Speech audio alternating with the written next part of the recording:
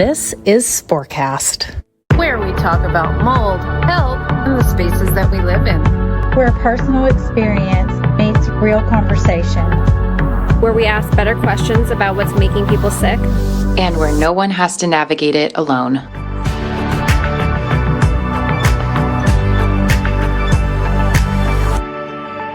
Thank you for listening to Sporecast. Before we get started, just a quick note. This podcast is for informational and personal experience purposes only. We are not medical professionals and nothing shared here should be taken as medical advice. We all come from different backgrounds and perspectives, so the opinions shared are our own and may not reflect each other or apply to every situation. Always do your own research and consult with a qualified professional when needed. Thank you and enjoy the show. Hi, Timberly. Hi, Kate. How are you? I'm good. All right. Well, we're back again. Actually, I haven't recorded with you, so this is exciting. And we are going to talk about a topic that we've both been vocal about on social media, which is about when your partner doesn't believe you when you are saying that you're having symptoms and that you're sick and they don't believe you, and kind of just have a conversation about that. And I know you have, a lot of people have experienced this. So comes up a lot. And I would go as far as to say that if I would not be surprised in this episode, I also hit on how most marriages and couples do not make it through this. Yeah. Mainly for that reason. So there is a very high divorce rate, breakup, etc. because of that. Yeah. So. Well, I think everybody views it a little bit differently, but I personally feel like if you are, and I guess that's a way to open this, is I personally feel like if you are ill and you know that you are sick and you are, and this isn't just partners. I mean, this goes for other family members too, or other people in your life. If you are saying that something's wrong and people are not believing you, I don't think that's right. I don't think that you're being treated right. I don't think that's how a partner should treat you. I think it's wrong. I think we can, I'll be the first to say that to me, that's abusive behavior. It is abuse. And I wish I would have looked it up. There is a term for that type of abuse. I can't remember what the term is, but there is actually, it's like an emotional type of abuse. When you're not believed. Mm-hmm. Yeah. I did do a video on that one. Yeah, because it's just not how it should be. Like you should, if you're putting your trust in someone and they're telling you that you're not sick, you are living in your own body. And really you shouldn't. And this is where it gets very frustrating, because I've had a lot of conversations where people will ask me, how do I prove that I'm sick to my family, my spouse? And I kind of want to reiterate, I don't think you should have to prove that you're sick. I don't think you should have to. I think that you deserve to be believed. Crazy concept. I agree. My initial reaction to that is, why would you have to prove that? Right. Why? That doesn't make sense. Yeah. And it can be very upsetting, and it can really mess with your mental status, I think, too, when, I didn't experience this with my husband, with my partner, but I experienced it in a more minor way with other people in my life. And so it can really mess with you mentally when you are experiencing these symptoms, particularly when they're really vague symptoms, the brain fog, the fatigue, I don't know, there's like a whole list of them. And oftentimes, or at least maybe in my experience, I should say, like, it wasn't when I got sick from mold, it wasn't like I walked into this house on day one and became ill immediately right off the bat. Right. Like, and why is that? Was the mold here? I don't know. I'll never really know the full picture of it, but it was like a slow breakdown of my entire freaking system, the brain inflammation, the fatigue, the pain, and all these different things, these infections, autoimmune disease, all these different things start kind of happening and falling apart. And meanwhile, when people are normalizing that, it really messes with you mentally because you feel like you don't know what normal is anymore. And you listen to people and you think, okay, well, maybe it is like, maybe I did just get lazy. Maybe I am just being dramatic or whatever, you know? I guess that's that's gaslighting It's gaslighting. 101. Yeah. Absolutely. Yeah. It's a slow burn, and it just kind of it's one symptom on top of another symptom on top of another symptom. And then not only are you like going through that, then you get to the point where now they're like, why are you always sick? Yes. Like blaming you That was for in it my first house. And it's like I ask myself that all the time too. I don't know. as if you want it is the Yeah, other like thing. I'm not choosing this. I would love to go out and do what everybody else is doing, but that is not happening. So Yeah. why? Yeah. And why can't you show up in the same way that you've always showed up? Why can't you do Uh-huh. all the things that you used to do? And it's like, well, because I can't, you Because I know, can't. because I I can't. physically can't. Yeah. Physically can't. And I think that a lot of people will like excuse this type of behavior because, well, actually, I'm not really sure why we excuse it. We I mean, I downplay it. I know why. downplaying it, you're I know sick, why. I because you go to the doctor for it, you get your labs run, and everything is okay. So the trust your doctor slogan guy said you're okay. right? So everybody thinks that that is the real reality. We're living in this false reality where we're being fed lies. Your family members are like, well, the doctor didn't find anything, so you must be okay. And then you're like, what is happening around here? So Yeah. there's all kinds of dynamics going on, and you are sick. Your brain doesn't work. You can't figure out what is happening. You're tired, you're fatigued, and you still have to do all of your house things. That's hard. That is hard to manage and maintain. Yeah. So, and then sort out all this other BS. Yeah. That's why I live alone in my castle. Ain't got nobody here gaslighting me now. Right? You Yeah, gaslight me, you're out.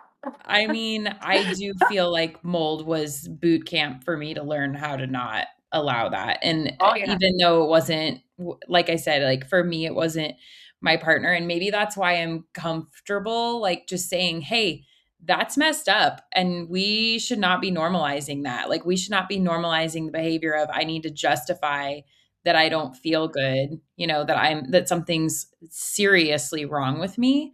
And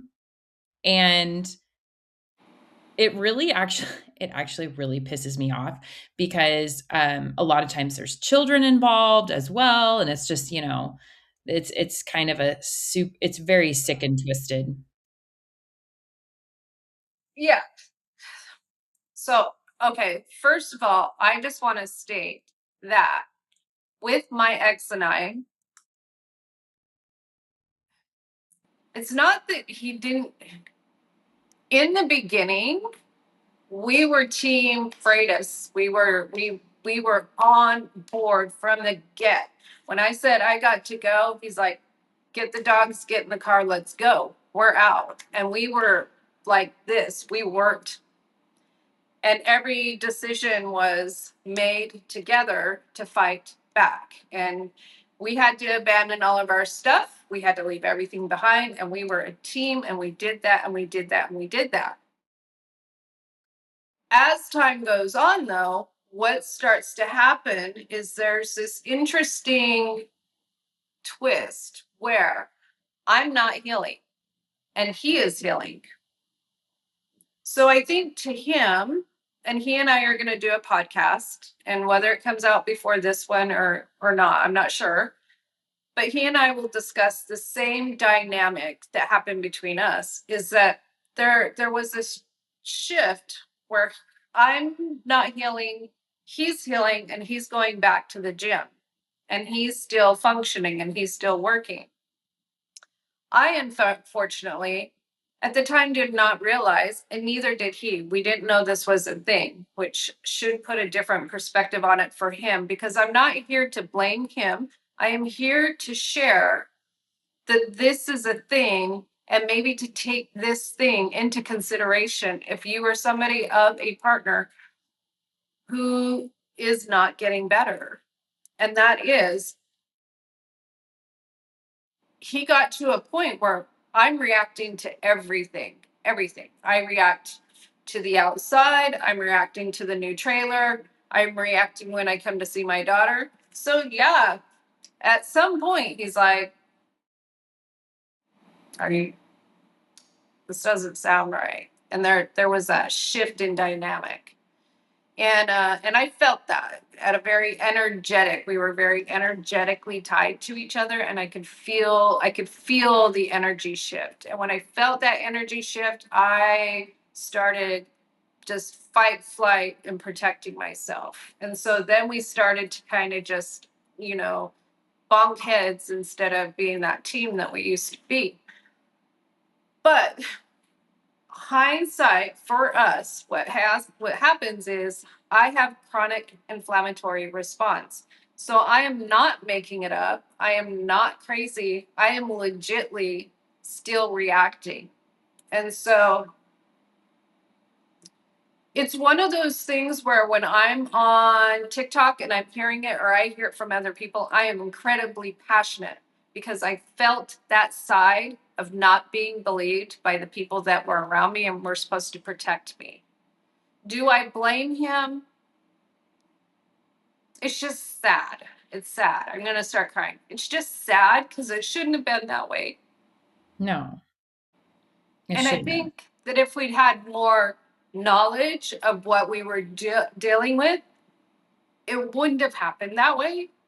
I don't know. We'll never know. So now going forward, I am incredibly passionate about women not being believed by their partners because it is abuse. And as much as I loved him, that did feel emotionally and mentally abusive to me to not be believed. Well, it's like the ultimate betrayal, Yeah, I just needed to be believed by the person that was there to protect me. That's all I wanted, was to be believed. And I knew I wasn't being believed, but I also knew that I was very, very sick. And I was just trying to figure it out. I did not want to get left behind. Yeah. It feels like a betrayal. And, it's not really a secret that when we talk, of course this can happen to anybody, but it is no secret. Like it is documented. You can look it up. I should have, but I don't have a bunch of studies ready to go to cite right now, but women not being believed or their symptoms not being taken seriously is a documented thing, whether it's in the medical system, it's a thing. It's a thing. And for some reason with mold, I think it's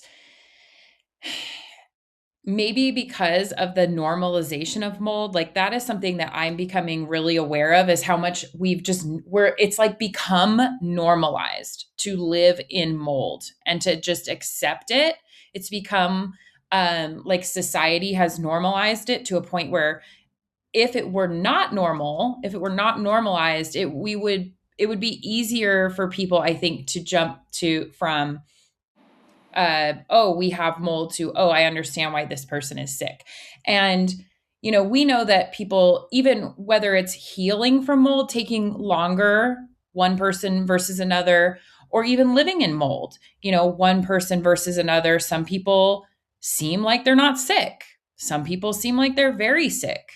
Why is that? I mean, there's different explanations for that. I know that the longer we kind of unpack all of this, I talk to a lot of people, and seems like it seems like the longer you investigate all of this, the more people tend to come to the conclusion that yes, some people are affected more, but really if you are living in toxic mold, you are having effects. Just, even if you don't know that you're having effects from it. And we started talking about that ahead of time, is that people don't, because it is not out there, those of us that have gone through it and can see through the smoke show that we're all living in. And we now know our symptoms, and we have now been able to trace back to, oh, it wasn't that long, wait, I've been dealing with this forever. So I know my exact symptoms and I can trace those back. So when we see somebody who hasn't gone down this road, we can easily see their mold symptoms. So Yeah. we know, oh, it's affecting you. You just haven't been down this journey yet to see that it's affecting you. Yeah. And I don't push that on anybody. I share my story. And if somebody else latches onto it and hears it and it resonates, I'm always open to that. But I never push, oh, you're a mold. You're a mold. You Yeah. need to, yeah. I don't do that. Because everybody's in mold. It's just Yeah. And nobody how wants much to is hear it, and that. how much is it affecting you? Yeah. And I do think there is like a fair argument that people do react very differently. I mean, just when we compare notes with even just the host of this podcast, when we've compared our different experiences with symptoms, I mean, they run a very wide spectrum Yeah. of all kinds of different issues, physical, mental, and otherwise. And so people are so unwilling to accept that there's not a perfect symptom like profile, and I don't really understand that because there's a lot of other things that affect people in the same way. There's other illnesses that do that, there's other and even just other things that we're exposed to. Like I feel like alcohol is a really good example of this. Different people are affected very differently when they drink. Some people can have one drink and they feel horrible. I'm one of those people. Other people can drink all night and, wake Used to up the be one next of those people. morning and function. And then, you've got everything. Some people are like deathly allergic. Some people there's just like some people get really angry. Like there's like so Yeah. many different reactions that people have. And we know that alcohol is a neurotoxin. Mold is also a neurotoxin. So it affects people's systems differently. Why? I'm sure there's a number of reasons why. Okay. It's like, Because what's your everybody is different. right? Different molds. Different. There's Yeah. different baselines of like, what's your health baseline before that? What are you eating? What else are you breathing in? What's your like there's genetics that come into play. There's Genetics. so many different things. So it's Traumas. really trauma. Yes. Yes. So it's really like also length, the amount of exposure too. And this kind of is another thing that goes back to speaking specifically with women that I like to point out is that it's not a perfect thing, but it's very, very common for women to spend more time in the home than men. That's Absolutely. very, very common. Yep. And so think about that. Like Yep. you are spending Way more more of your exposure. life. Yeah. So if you're getting, especially if you're working from home or if you're staying home, I think even when women work, I think we just have, for some reason, a tendency we are home. And that's not a hard and fast rule, but it paints a picture of all of these different reasons why you might show more symptoms or different symptoms than another person, even if you're living in the same environment. No, I think the alcohol thing is a good way to put that out there for people to paint the picture of how you can be affected by one thing more than somebody else could. That's just like the perfect example. Yeah. 100%. Because we all, I mean, it's so true. And there's a million different reasons why different people are affected differently by alcohol. Again, it's genetics, it's your metabolic health, it's your, even the size of a person you are. We know, right, that somebody Yeah. that's smaller has less tolerance than somebody that has a bigger body, Yeah. typically. So many different reasons. That's Um, good. so I don't know why it's so hard to accept it with mold, just because it's normalized. Okay, so then I'll take you down this. My other favorite road is that mold and narcissists go hand in hand. Everything is frequency and vibration. Where there's one, there's usually another. Not always, but usually. So if you are vibrating at a low frequency of despair, shame, fear, you attract those like minded experiences into your reality.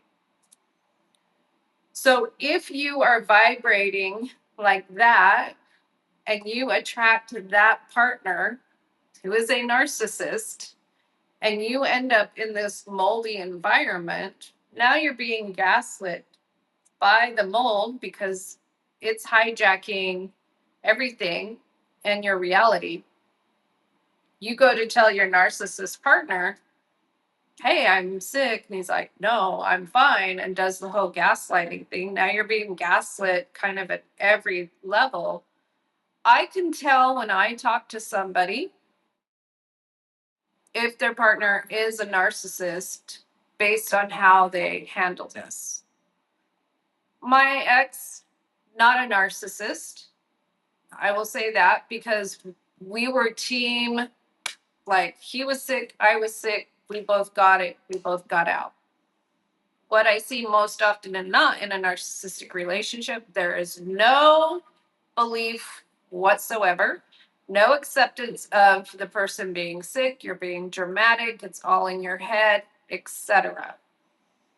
So when somebody comes to me for advice, I just question, how is the relationship? Because that's really going to need to determine how you respond. If you stay in that relationship with that narcissist that keeps telling you that it's all in your head, you're never going to heal. You're kind of trapped in there. Yeah. And So, these are people too, like, I mean, I've had these conversations as well. And I mean, these are people that have tested their homes, have ERMIs that mhm, show confirmed yeah. mold, and poor, whether it's ERMI or air quality or both, or actually, I think that one does both, but they have proof, right? They have proof that the mold is there, Mhm. and they're still, and that's why also when we go back to what do I do to prove it? Um, I feel as though if you have to prove it at that level, you're kind of already dealing with someone who's probably not going to accept the proof, even if you can provide it, you know? And we've seen that over and over and over again, Mhm. um, with a lot of different people that have dealt with this. Yeah, so yeah, we watch it every day. Yeah. Um, and it's, you know, I mean, I don't know what else you can do at that point if you've got the tests that say, "Hey, there's mold in your home," then you have to ask the question is like, why is this person resisting getting rid of mold? Why are they so resistant to the idea of just cleaning up our home to make it a safe living environment? Because mold is not, it's not normal. it's common. It's not normal. It's not normal to live like that. No. And I think that, I mean, just out the gate, that there's your baseline for how you should proceed, in my opinion, if it were me. And I went to my partner and said, there's the mold right there. Here's my test, and here's the house test. And they all say, if there's even any question after that point, you have to start making a safe plan, in my opinion, on where to go, because this person is not going to get you out of there. They already don't believe you. So Right. you need to start trusting that when they show you who they are, you need to believe that.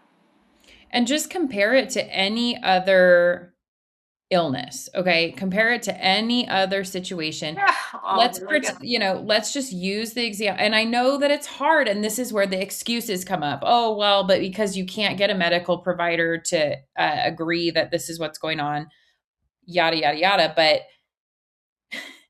if you were sick in another way and you had a diagnosis and your partner was preventing you from getting treatment, that's abusive. That is That's abuse. abusive. If it were And cancer and they didn't take you to get your treatments, that's abuse. If you're yes. living in mold and they don't take you out of the mold, that's abuse. Yep. It's the same thing. It's abuse. Yeah. And the only way to heal is you, and I say this in my videos, like I hate it. It's so cliche, but it's true. Nobody's coming to save you. Nobody came to save me. I No. had to save myself. I had to go figure it out. I couldn't just wait for somebody to come and save me. It doesn't Right. work that way. And especially if you're in a narcissistic relationship and you have other, it's probably even more volatile, because I know what that is, because I was in that prior to this relationship. So I know what that's like. I can't imagine having to go through a mold journey with this bamboo. That's gonna what's that monkey? Buffoon. Baboon. Buffoon. Baboon? That's Buffoon? buffoon. I don't know. I'm thinking of something else while I'm laughing, because I want to say really, really bad words, and I'm like trying to like edit myself I in know. real Use time. Like use your imagination, everybody. I can't even imagine. Oh, that would have been horrible. There's no way. I would have escaped in the middle of night. If anybody wants to write this down as their plan, I would have left in the middle of the night under the dark of cover and got away.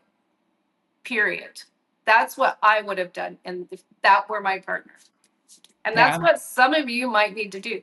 And I see people do it. I've met them online and they've changed their entire names and are living in secret and healing. Wow. Yeah. Wow. So, I mean, there's just so many different levels to that type of abuse. But if you're with a narcissist, you need to buckle up and you Yeah. need to know your rights. You need to protect yourself. You need to have if you're going to leave, you need to have a safe plan. I tell everybody, if they're going to leave, you need to have a safe exit strategy. What is your plan? How can you do it safely? So, That's very good advice. And you know, I know that when you are in the thick of it and you are very, very sick, it is so difficult to, well, it's hard to do much of anything, honestly, but you also become so used to being sick and used to being ill. And I just, I was actually thinking about this morning because, so I'm almost a year and a half out of mold and, in my home. And my baseline is so much better now. And it's not perfect. I've still had, a little woo. I've had some things I'm dealing with, but, the last couple days, it's like I'm getting things kind of dialed in again. And when I do, I'm just telling you, like, I come back online and I I'm a different person, and I see things so clearly, and I started writing myself like a journal basically entry to remind myself of how it feels when I do feel good, because um I guess what I'm trying to say is I want people to know that when you heal, it's worth it. It's worth whatever you have to do to heal, because your life is worth it. Like, your life is worth living, and there's so much out there that you can do, and it's worth the work, whatever the work looks like for you. I believe that it's worth it, you know? It is. It's a completely different feeling, which is what you were kind of starting to go down. And when you're sick, your world is completely different. You are Yeah. just kind of stuck in this ball of sickness, not wanting to do anything. You're not. We're creative people. We're here to create. And a very good clue that you are not operating at your top level is that you don't have that creative spark to go out and create and do things. Yeah. That's kind of like your flicker, is going out. The same for me. I'll tell you, I can base it off of my HRV also because I've been tracking it. Do you wear Mm. Aura ring? Yes, I do. Yes. So if my HRV is above 50, I am the most creative person on the planet. Like, it's go time. But as soon Mhm. as I start going on, then and that to me is just my metabolic function, my mitochondrial function is not operating at its peak. So when you feel if you were sick and you get a taste of that, how good it feels to be alive instead of just simply existing, it makes it worth doing whatever you have to do to kind of get yourself out of that space and kind of move forward. Does Yeah. not happen overnight. It takes time. I still have my kind of ebbs and flows. Would Yeah. love to see it just skyrocket out, but I mean, it's part of the process. Our bodies have been through it, they've yeah. been through it. And so there is some element, I think, of being patient with the healing process. Um, but I've always tried to be optimistic and think about like what is the best that could happen for me. And when I am like, I know that for the best things to happen for me, I have to be healthy. Like, there's nothing else that I can't have any of the other things without the health. And the health is the key piece of that. Um and you know, I know that getting out of mold is not necessarily simple or easy for a lot of people, but um I think that if you know that you're living in mold, you have to at least you have to come up with some way at some point, to get yourself out of it. Maybe it's not going to happen tomorrow, but it needs to be, Forward motion. yeah, you need to take some step towards it. Some stick. I, in my 4 years, went through just so much as far as like, we left the house, we got a trailer, we had to move our trailer every 21 days, which was hard because we were sick and it took half the day and you would have to To move pack every it all 21, up. pack it all up, move it over one spot and then unpack it. And that was hard and I was sick. Okay. That was so hard to do that. Um, but we weren't living in mold. See, I always had the right perspective. And then, the depression and then, losing everything and just still what I will say to that, the way I got through it, and I went through 2 years in complete adrenal fatigue, burnout. I was literally laying in the dirt. Literally. I was allergic to the trailer or the outside. I don't even know at this point. Physically laying in the dirt for weeks. And it didn't, even then, I never quit, I never stopped, and I never once thought I was not going to heal.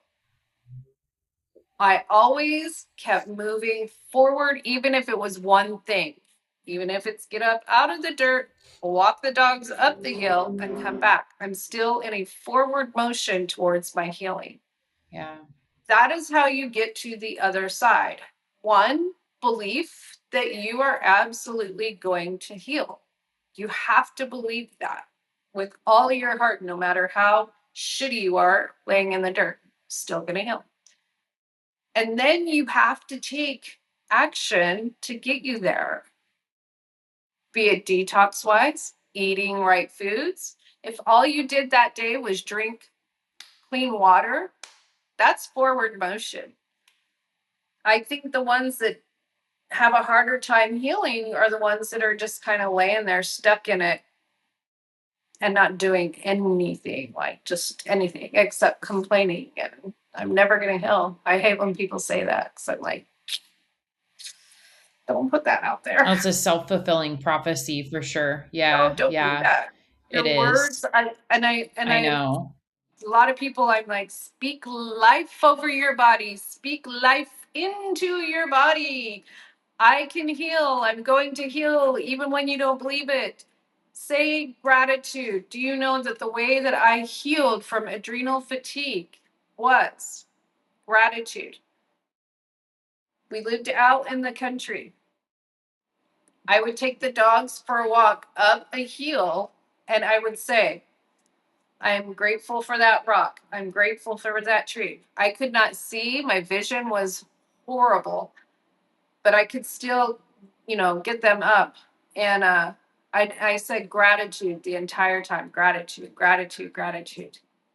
When you That's put funny. gratitude out into the world and universe, it comes back. Now, I could do this Yeah. whole thing on manifesting. I didn't want to be out in the country. And when I started doing the gratitude and all my little meditations, the universe moved around me. And before I knew it, and I had nothing to do with it, deal with it, we ended up having to move back to my home. And I was like, I'm so powerful. So even sometimes I get down into my slumps, but even like a couple weeks ago, I was down in my slump. And then I remembered I did that. So I got up Yeah. and I had gratitude, gratitude. I'm thankful. Everything I see, thankful, thankful. And now I moved. I Here you are. moved. Yeah. I love that you brought that concept of gratitude up because I didn't know that about you specifically. I mean, it doesn't surprise me, but I also started very proactively Oh, doing a yeah. gratitude practice because a friend of mine suggested it. Um, and so I do two specific things. I have an alarm on my phone that goes off at 11:11 every day, and it's my gratitude alarm, and it has a cute little like ringtone with it. And so no matter what I'm doing, my gratitude alarm goes off, and I make sure to think whatever it is, like kind of like you said, it might be literally, hey, I'm grateful for that tree, or it could be the dumbest thing in the moment, but every single day. And it's more about the habit of I it. like that. And then I do, when I'm brushing my teeth, I try to spend the majority of that. Because like, let's say if you're supposed to brush your teeth for 2 minutes twice a day. So that's 4 minutes. It's not that long. You really can't do much else while you're brushing your teeth, but you can I sit love there that. and intentionally think about things that you're grateful for. And that, I agree, really did help power my mindset up for getting ready to deal with all of this. And I have dark times too, and having those, like, it kind of has become an accountability thing for me even when things are dark, to have that gratitude practice. And I think that people get a little weirded out about all the manifestation and all of that. Mhm. But really, like, there are scientific things. There's a thing called your reticular activating system. And the simple explanation that everybody talks about is that if you get a new car and you're driving a red, whatever, Kia, that's what I have. Well, when you start driving your red Kia around, you start seeing all the other red Kias, Yeah. right? You Yeah. never noticed red Kias before you had one until that's your car and now you're recognizing it. So you recognize these patterns. So when you kind of like almost force yourself to look at gratitude, it that is the attraction piece of it, right? Like you're Yes. seeing it and it's coming to you. So it's Yes. really not as, I mean, so really there is a scientific basis that can explain that. So it's not just this thing Woo that, woo. you can't dismiss it. It's real. Oh, it's real. It's real. Yeah. I could do so many stories. And I do shy away, which I shouldn't. I really need to, because the things I've been able to do to get myself to this place. When I first moved out, I read Joe Dispenza's Becoming Supernatural, Hmm. and that I was literally changing my reality from like here to here to here to here. So I'm actually very into that stuff. I have 1111 on my Love it. and Yes. when I would be teaching, I'd be like, it's 1111, make a wish. And so they all knew at work that, I would say that and I would call it out. I'm very known for that. Um, but you, like, we don't want to like scare people away, right? Because we're speaking to, everybody, but meditation, prayer, they kind of all have the same thing where you're calling out what you want and it's pulling it back in. But your key piece to that is gratitude. So Yeah. if you do it in a fear-based way, it's not going to work. I No. really should just like write down all the stuff I've got. Yeah. That's crazy. That'd be amazing. Yeah. Um, yeah, it's powerful stuff. And I think that when you're really, really sick, it kind of feels like, yeah, whatever, how But is in that it, going to do it? But just try it. Like, what have you got to mindset, lose? That's what I always tell people. I'm like, what do you have to lose by trying it? You know? mindset is everything. It's funny, okay. So right before I came on here, somebody on Facebook messaged me, what did you do to heal? And I said, clean food, clean air, clean water, detox, binders, electrolytes, and minerals. This was the response. Kid you not. Oh, so no protocol? I'm like, That is the protocol. I feel like that's the protocol. I'm like so confused. People, let me tell you, these basics are fundamentals in healing. And I will tie it back to what we started this with, partner believing. Here's the thing, when you're healing, a very big lesson, and I've got to watch some of these girls go through it as we've connected over the past year and gotten to know each other, that in order to heal, you need to have very strong boundaries, because the reason you got sick could be you did not have boundaries. So, Yeah. for instance, for me, I felt like I was not living my life the way that I wanted to, and that I was doing all these other things instead. And that made me resentful. And I wasn't speaking up for myself, and I wasn't setting boundaries, and I got horribly sick. So I started to learn to start incorporating those boundaries, which then of course started to become the knocking of the heads. But I but Yeah. I, I had to stick to my boundaries. Now I stuck to my boundaries, and then I got to go back to work. And my manager was my friend. And I had very clear boundaries, and everybody around me knew that. But also, she she was my friend. So can you do this? Can you do this? And I would, I would do it. Well, it got after, a few months, it got to where I felt like my boundaries were not being respected.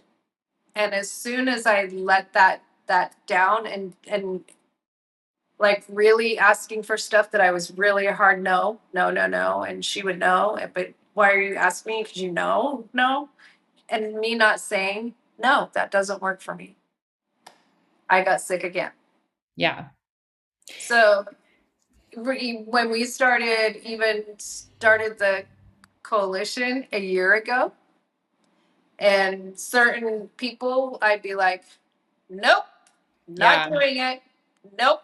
These are my boundaries. I'm not dealing with this. I am not dealing with this. I am out. If things so you have to have your boundaries, or it's like if you don't, it lowers your immune system, in my Yeah. opinion, because now you want to be doing this, but now you're not doing it, and so now your immune system is lower instead of keep that gauge strong. I would love to see the connection between really chronic illness in general, but especially with mold, where the intersection, like I would love to see what do they call that? The graph that where there's like the circles that intersect. I would love to see the intersection of like lack of boundaries / people pleasing tendencies with people that are susceptible to mold, because I have a feeling that and maybe if you end up listening to this episode and you're like raising your hand, that's me, maybe you can like drop us a comment or whatever and let us know, so we have some evidence of that. But I have a feeling that that's a lot of us, and that really plays back into the original topic that we were talking about with your partner, and letting people even like letting people not believe you when your body is sick. And think about how many tiny little situations over your life probably started in your childhood or with some traumatic situation where you've allowed just little tiny pieces of your agency to be taken away from you, piece by piece by piece, until the point where you are suffering in pain, and you know that this is happening to you, and you're letting other people 100%. do this. Like you're letting other people still take priority and not being able to, stand up for yourself and say, no, this is how I feel. And that it all starts with these tiny little actions.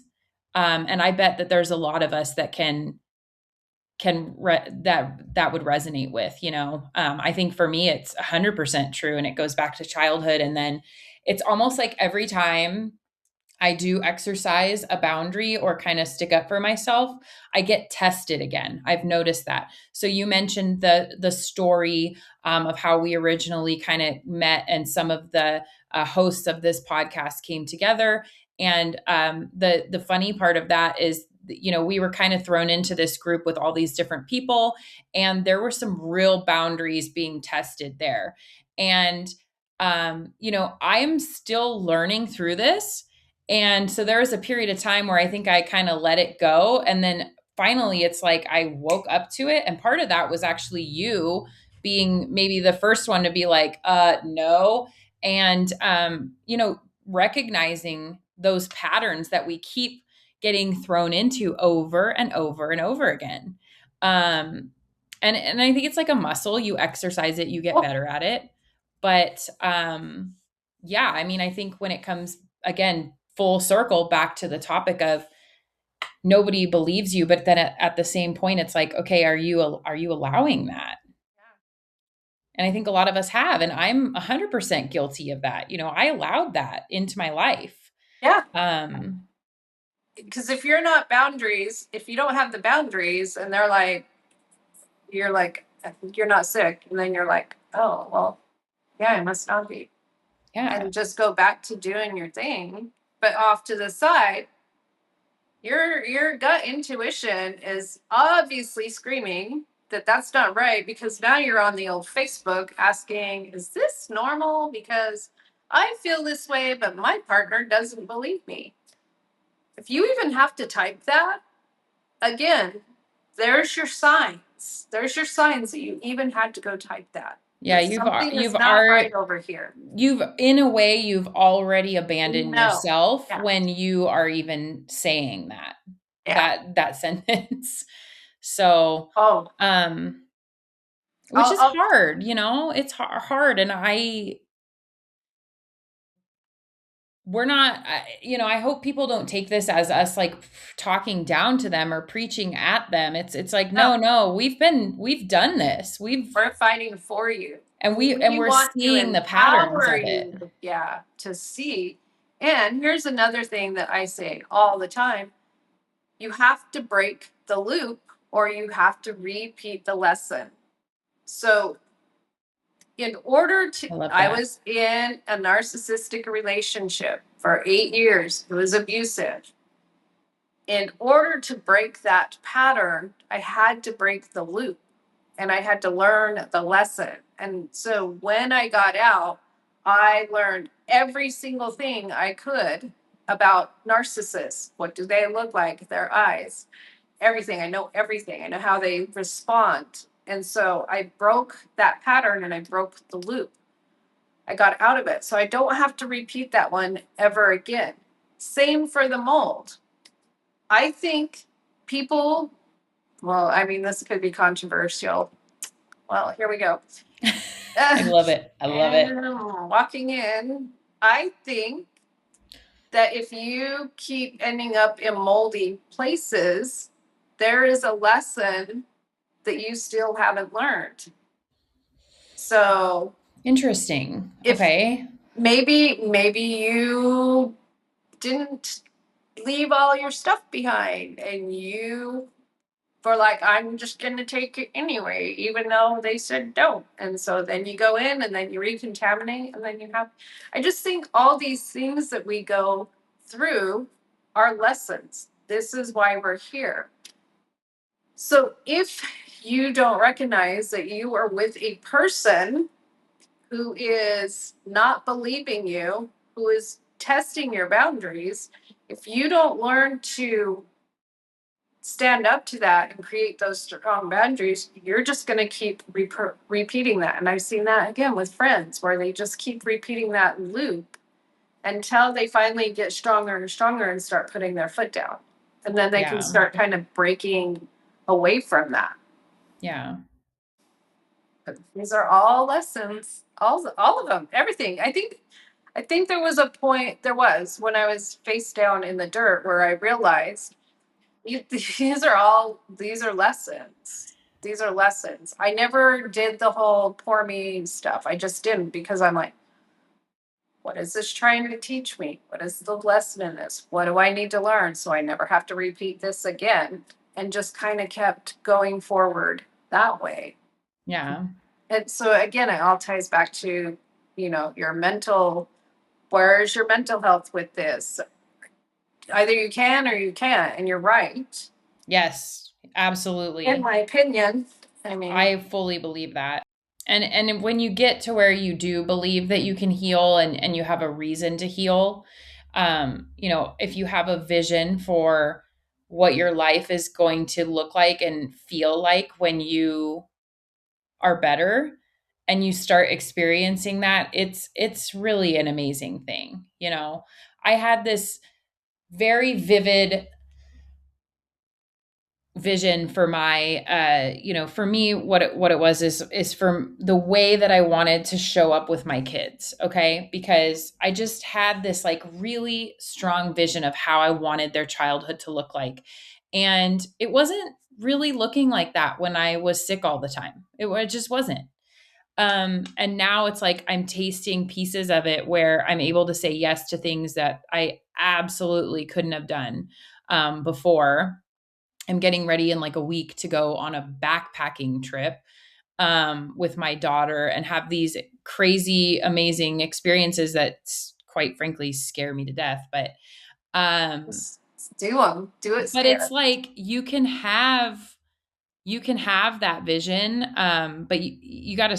I do think you kind of have to start with knowing what that's going to look like for you, and like you said, it's the belief that you can heal and and you can have all those things, and imagine the impact that you can have, not only like if you're not going to do it for you, which Yep. you should do it for you, but also what is the impact that you can have when you've healed, like what is the impact you're going to have on other people in your family, in your community, in your, whatever. Start a podcast. Right. whatever it is for you. I when the very first day when we left and we went to the hotel and we got our stuff out and I was, on Facebook trying to figure out. I did my very first post in the mold group. Who has healed from this? I need to know that you can get through this. That's all I need to know. And I hit post. And the moderator came back and said, well, when people heal, they leave the groups. And I was all, why would you leave? I get it now. We all get it now because we've been through it and we see how toxic those groups are. But and I'm like, I made my post that said, I'm going to make it through this and then I'm going to come back and save the others. And that was Yep. my goal. And so, and I've shared what I can along the way. Unfortunately, I've been in court for 4 years, so could only say a few key things. So I still shared that you can heal. So that was just my way of kind of pulling myself through. Other people are watching. Let's go. Yeah. I So agree. have something to live for is also just huge. Yeah, it is. It's essential, I think, honestly. So, I just wanted to be able to dance again and move again. I saw Shamani Nugent, who's Ted Nugent's wife. mhm. She had And mold illness, right? They had yeah, mold. so I saw on Instagram, and this is right when I left too, right about when I did that post, that they had spent millions of dollars, brand new home in Texas, move in, and she gets horribly sick like we do. At a certain point, she goes to the doctor. The doctor writes on a piece of paper, your house is killing you. You need to leave, and slips it to her. And so she goes back. She's realizing that it's her house. They bulldoze the house and they rebuild. And she literally watches every piece of wood get built into that house. Like nothing got bigger.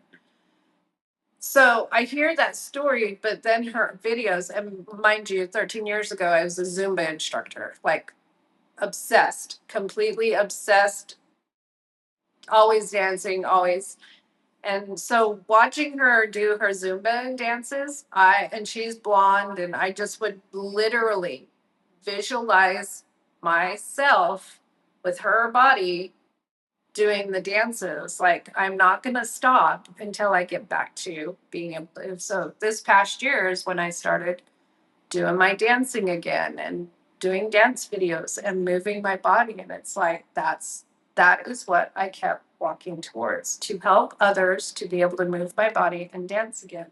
Have those goals, have that vision, and then walk towards that. Yeah. And don't let anybody stop you. Don't let anybody stop you. And if they don't believe you, bye. Yeah. Yeah. Because that is, it cannot be understated enough that it is abusive. In my opinion, that makes it a form of infidelity. So I know different people have different perspectives on, what is an allowable reason for them to hold the line and say, no, you're pushing me too far. And to me, your health being disrespected in that way, keeping you sick is 100%. Abuse. Yeah. That is so abusive. I say this all the time. You're either on my side or get the fuck out of my way. But I'm only going forward. So you're with me or get out of the way. And I'm not even joking. And I've eliminated many people who did not believe me. Bye. And somebody posted it the other day in a Facebook group. How do you guys deal with people not believing me? And I'm like, you don't. You just don't. Yeah. Because you only have so much energy. So do you spend your time and your energy begging these people to please believe me, or do you just go heal? I chose to just go heal. I share.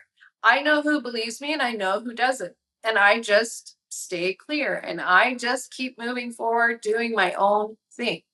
Yeah. So don't waste your time on that. Nobody believes it until they go through it. And if you have that rare person who does believe you, who is asking you questions, who is checking on you, that is a gem. And they're very, very hard to find. So love on them incredibly hard. Thank them for listening. Thank them for understanding. Because honestly, you're just not going to find that. You're not. Yeah. It just doesn't happen. I'm sorry. And that includes in partnerships, relationships. Know who your people are, find them, love them, and then let the other shit go. Let that shit go. That shit Yep. go. Yep. All right. Well, I feel like that's a pretty good, I think that's it. I think that's all of it. So really and truly, that's what you got to do. That is what you have to. In order to heal, do all the things. Yeah. To protect your peace and just keep you moving forward. And I just love that. That was why I specifically wanted to talk with you, Timberly, about this specific topic, was that I love your insight on it. And I know that some people need to hear us say the things that we have said. They need to hear that. They need someone to say, no, you actually don't need me to believe you, because you should believe yourself first and foremost. Yep. But, I'll just say here, I do believe you. If you're listening, I do believe you. Yep. And maybe you needed someone to just say, hey, that's not right. Because I think a lot of people do need to hear that. So you've heard two people say that today. I hope there aren't a ton of people in that situation, but unfortunately, I know that there's a lot. There's more people in it that not, unfortunately. And if you are, I'm so sorry. Yeah. But you can heal. You can find a way out and go heal yourself. Yeah, it's worth Absolutely. it, and you totally 100% deserve it. So, and Kate chose me because she knows I'll say it. I know she'll say it. I've said it too. Timberly, she'll say it. I'll say it. That different people have different things that they can and can't say. Yeah, and absolutely. And I have nobody to hold me back. Yeah, say it. Say the thing. She is unfiltered, and I love that. Unhinged and unfiltered, and unapologetically unhinged and unfiltered. Love it. I love it so much. All right, I think that's a wrap. That's a wrap. All right. Well, thank you. That was fun. It's fun. That was really good. We did good.